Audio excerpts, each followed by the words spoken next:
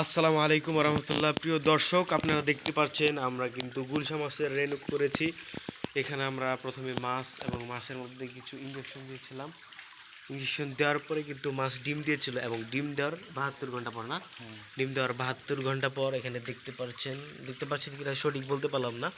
এখানে কিন্তু মাছের দেখতে পাচ্ছেন ছোট ছোট কিন্তু রেনু হয়ে গিয়েছে। ওই যে আপনারা দেখতে পাচ্ছেন রেনু হয়ে গিয়েছে কিন্তু আমাদের। এটার কয়দিন লাগবে হুজুর বড় হইতে? আর একদিন পরেই কিন্তু আমরা এগুলা পুকুরে স্থানান্তর করে ফেলবো। আপনারা দেখতে পাচ্ছেন ওইখানে আরো দুইটা ইয়ে আছে, আমরা করেছি। এখানে একটা পাইপ দিয়ে দিয়েছি যাতে পানি সবসময় নড়াচড়া করে এবং আমাদের যে রেণুগুলো আছে এই রেণুগুলো যাতে সুস্থ থাকতে পারে, এই জন্য আমরা এই ব্যবস্থাটা করেছি। আমাদের কিন্তু ওই পাশেও ব্যবস্থা আছে, ওই পাশে আমরা করে নেই, পরবর্তীতে করব ইনশাল্লাহ।